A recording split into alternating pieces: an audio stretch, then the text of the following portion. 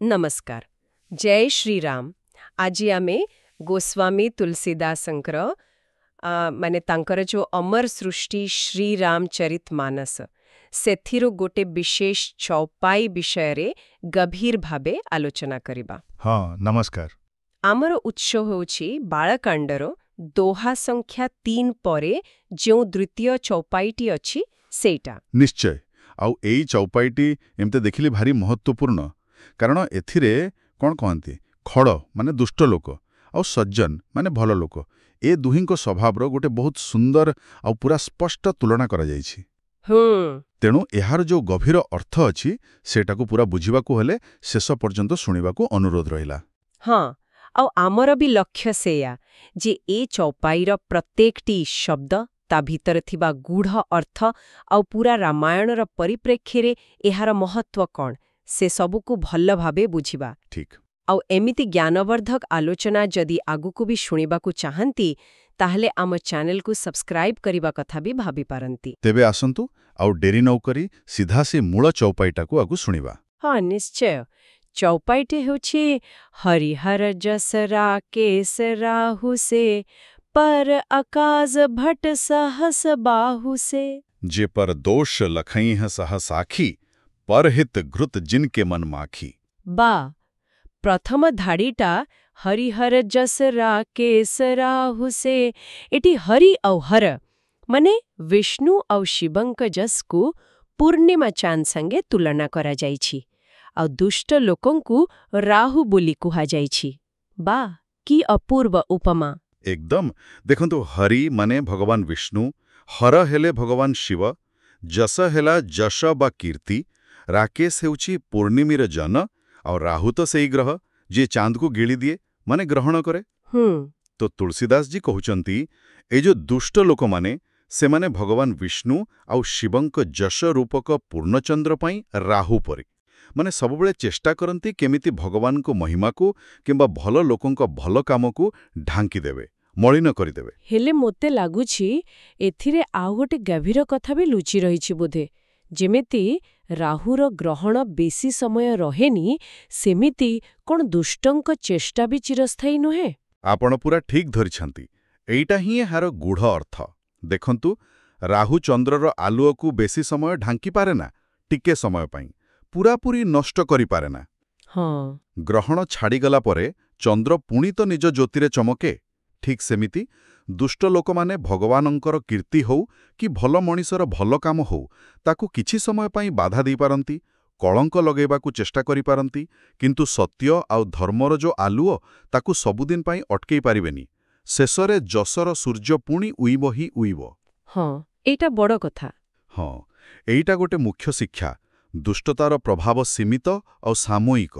तापरे जो अंश अछि पर अकाज भट्ट सहस्रबाहु से एठी दुष्ट लोकंकु सहस्रबाहु संगे तुलना करा जाइछि जे सेमाने अन्यर कामरे बाधा दियंती। अच्छा ए सहस्रबाहु कथा एठी काहींकी आसेला। देखंतु पर अकाजर अर्थ हैला अन्यर कामरे विघ्न करिबा बा अन्यर खराब करिबा। भट्ट माने योद्धा आउ सहस्रबाहु हेउछंती पुराणर सेई प्रसिद्ध राजा कार्तवीर्य अर्जुन जहांकर हजारे हातर बळ थिला बोली कुहा जाय। से बहुत शक्तिशाली थिले। हाँ सुनिछि किंतु पुराण कहूची से निज शक्तिर अहंकार रे एते माति जाइथिले जे ऋषिमुनि मानंकर यज्ञ भଳି भल कामरे बाधा दउथिले साधारण लोकंकु कष्ट दउथिले काहींकिला केवल निजर शक्ति देखै हेबकू आउ अहंकार को शांत करिबा पई। ओहो अर्थात दुष्ट लोकंकर स्वभावटा ही एमिति जे निज पाखरे जहा भी टिके क्षमता बा सामर्थ्य थाउ ताकू लगेकी बिना कारणरे अन्यर भल कामरे गड़ु पुरेबे खाली निजर अहंकार पई। पूरा ठीक एकदम सेया एइटा सेमानकर गोटे मुख्य गुण जेमिति सहस्रबाहु शक्ति पाई तार भूल व्यवहार करुथला सेमिति खळ लोक माने अन्यर भल देखि सही पारंतिनी आउ केमिति सेथिरे बाधा देबे सेही चेष्टारे लागि थांती।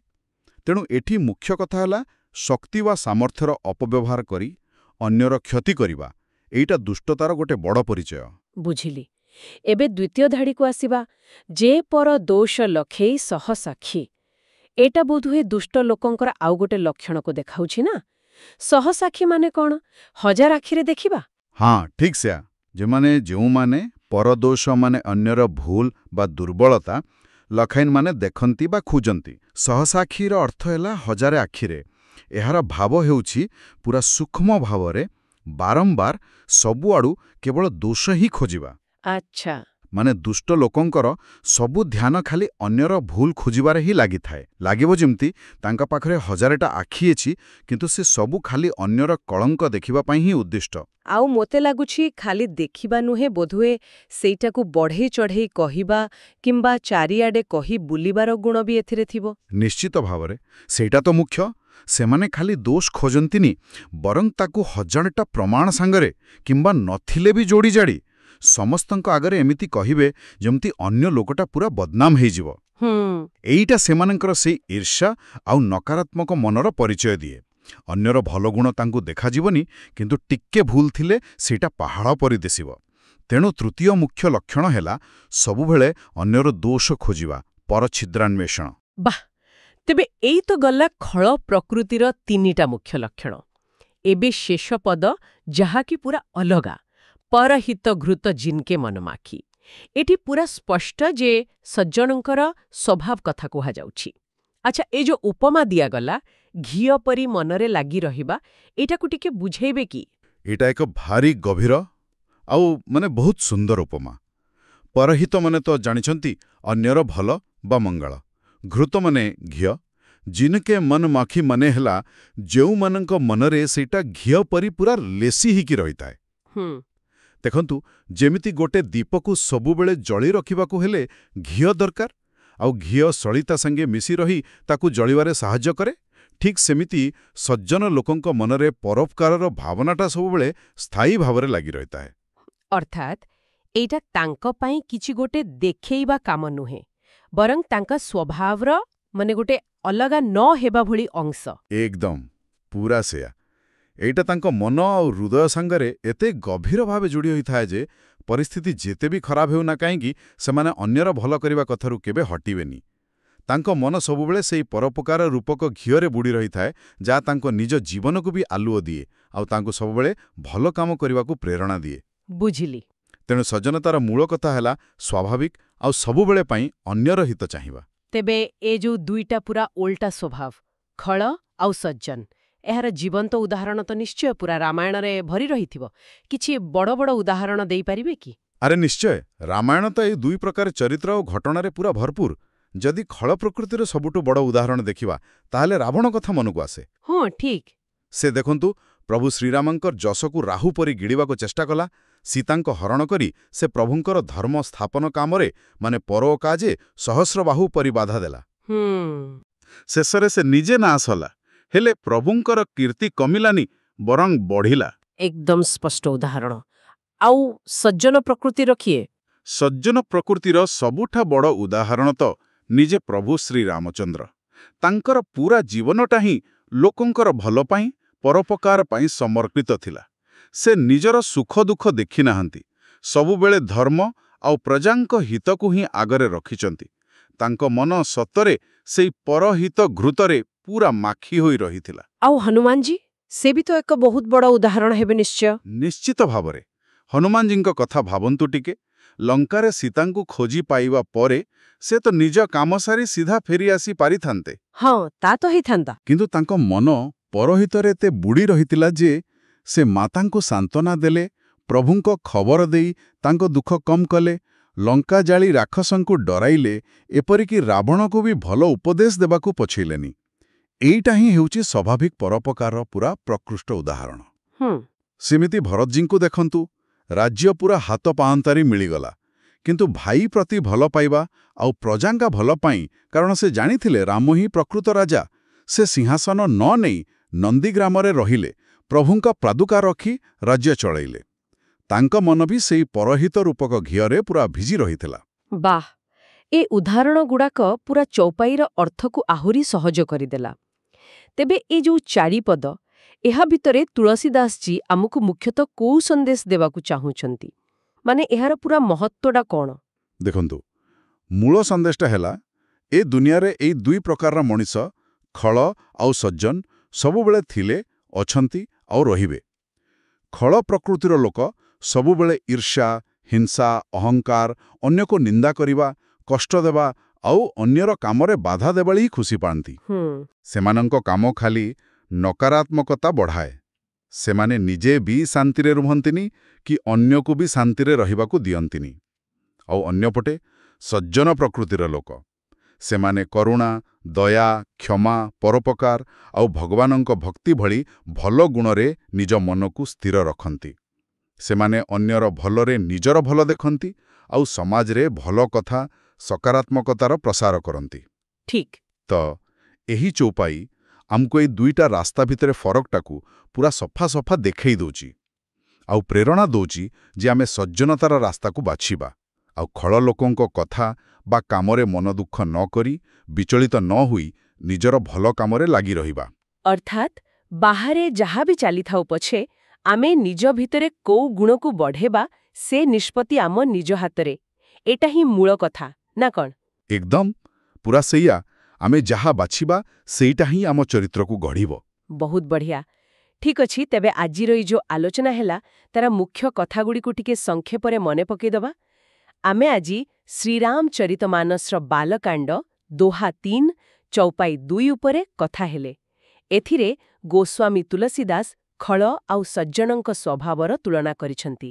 ହଁ, ଖଳ ଲୋକର 3ଟା ମୁଖ୍ୟ ଲକ୍ଷଣ କହିଲେ। ଗୋଟେ ହେଲା ରାହୁ ପରି ଭଗବାନଙ୍କ ବା ଭଲ ଲୋକଙ୍କ ଯଶକୁ ଢାଙ୍କିବାକୁ ଚେଷ୍ଟା କରିବା, ହେଲେ ସେ ପ୍ରଭାବ ବେଶୀ ସମୟ ରୁହେନି। 2 ହେଲା ସହସ୍ରବାହୁ ପରି ଅନ୍ୟର ଭଲ କାମରେ ବାଧା ଦେବା। ଆଉ 3 ହେଲା ହଜାର ଆଖି ଲଗେଇ କେବଳ ଅନ୍ୟର ଦୋଷ ହିଁ ଖୋଜିବା। ଆଉ ଅନ୍ୟପଟେ ସଜ୍ଜନ ଲୋକର ମୁଖ୍ୟ ପରିଚୟ ହେଲା ତା ମନ ସବୁବେଳେ ଅନ୍ୟର ହିତ କଥାରେ ଘିଅ ପରି ଲାଗି ରହିଥାଏ। ମାନେ ପରୋପକାର କରିବା ତା ପାଇଁ ଗୋଟେ ସ୍ୱାଭାବିକ ଆଉ ନିରନ୍ତର କାମ। ଆମେ ରାମାୟଣରୁ ଉଦାହରଣ ବି ଦେଖିଲେ, ଯେମିତି ରାବଣ ଖଳ ପ୍ରକୃତିର ଆଉ ଶ୍ରୀରାମ ହନୁମାନ ଭରତ ହେଲେ ସଜ୍ଜନ ପ୍ରକୃତିର ଜ୍ୱଳନ୍ତ ଉଦାହରଣ। ହଁ, ଆଉ ଏସବୁ ଆଲୋଚନାରୁ ଆମ ପାଇଁ ଶିଖିବାର ମୁଖ୍ୟ କଥା ହେଲା ଦୁନିଆରେ 2 ପ୍ରକାର ଲୋକ ତ ରହିବେ, କିନ୍ତୁ ଆମକୁ ଜାଣିଶୁଣି ସଜ୍ଜନତାର ରାସ୍ତା ବାଛିବା ଦରକାର ଆଉ ସେଥିରେ ଦୃଢ଼ ରହିବା ବି ଦରକାର। ନିଜକୁ ପ୍ରଭୁଙ୍କ ଭକ୍ତି ଭଲ କାମ ଆଉ ଅନ୍ୟର ହିତ ଚିନ୍ତାରେ ସ୍ଥିର ରଖିବା ହିଁ ଜୀବନର ପ୍ରକୃତ ସାର୍ଥକତା। ଏହି ଚୌପାଇ ଆଉ ଏହାର ଏତେ ଗଭୀର ଅର୍ଥକୁ ବୁଝି ସାରିଲା ପରେ ମୋ ମନରେ ଗୋଟେ ପ୍ରଶ୍ନ ଆସୁଛି। ଆଜିକାଲିର ଯୋଉ ଜଟିଳ ସମାଜ, ଆମେ ଯେ ପ୍ରତିଦିନ ଏତେ ଲୋକଙ୍କ ସହ ମିଶୁଛେ କଥା ହଉଛେ, ସେମାନଙ୍କ ଭିତରେ ଏପରିକି ଆମ ନିଜ ଭିତରେ ବି ଏଇ ଯୋଉ 2ଟା ପ୍ରକୃତି ଖଳ ଆଉ ସଜ୍ଜନ, ଏହାର କେତେ ପ୍ରତିଫଳନ ଆମେ ଦେଖୁଛେ? ଭଲ ପ୍ରଶ୍ନ। ଆଉ ସବୁଠୁ ଗୁରୁତ୍ୱପୂର୍ଣ୍ଣ କଥା, ଆମେ ନିଜେ କୋଉ ରାସ୍ତାକୁ ବେଶୀ ଗୁରୁତ୍ୱ ଦଉଛେ? ଅନ୍ୟର ଭୁଲ ଖୋଜି ତାକୁ ବଡ଼ କରି ଦେଖାଇବାରେ, ନା ଅନ୍ୟର ହିତ ପାଇଁ ସାମାନ୍ୟ ହେଉ ପଛେ କିଛି ଗୋଟେ ଚେଷ୍ଟା କରିବାରେ? ଏଇଟା ନିଶ୍ଚୟ ଗୋଟେ ଗଭୀର ଭାବେ ଚିନ୍ତା କରିବା ଭଳି କଥା। ନିଶ୍ଚିତ ଭାବରେ ତୁଳସୀଦାସଙ୍କ କଥା କେବେ ପୂର୍ଣ୍ଣ ହେବନି, ଆଜି ବି ସେତିକି ହିଁ ପ୍ରାସଙ୍ଗିକ। ଏହା ଆମକୁ ନିଜକୁ ଦେଖିବାର ପରଖିବାର ଗୋଟେ ସୁଯୋଗ ଦେଉଛି। ଆଜିର ଏ ଗଭୀର ଆଲୋଚନା ଆପଣମାନଙ୍କୁ କେମିତି ଲାଗିଲା? ଆପଣଙ୍କ ମନର ଭାବନା ଓ ବିଚାର ଜଣାଇବା ପାଇଁ କମେଣ୍ଟ ବକ୍ସରେ ଜୟ ଶ୍ରୀରାମ ନିଶ୍ଚୟ ଲେଖନ୍ତୁ। ହଁ, ଆଉ ଯଦି ଆପଣମାନେ ଏହି ଦୋହାର ପରବର୍ତ୍ତୀ ଚୌପାଇ କିମ୍ବା ଶ୍ରୀରାମଚରିତମାନସର ଆହୁରି ଅନେକ ଅମୂଲ୍ୟ ରତ୍ନର ଏହିଭଳି ବିଶ୍ଳେଷଣ ଶୁଣିବାକୁ ଚାହାନ୍ତି, ତେବେ ଆମ ସହିତ ଯୋଡ଼ି ହୋଇ ରୁହନ୍ତୁ। ତେବେ ଆଜି ପାଇଁ ଏତିକି। ଜୟ ଶ୍ରୀରାମ। ଜୟ ଶ୍ରୀରାମ। ଆପଣ ଶୁଣୁଛନ୍ତି ରେଡିଓ ତୋଷାଳୀ, ଆମ ମାଟିର ସ୍ୱର।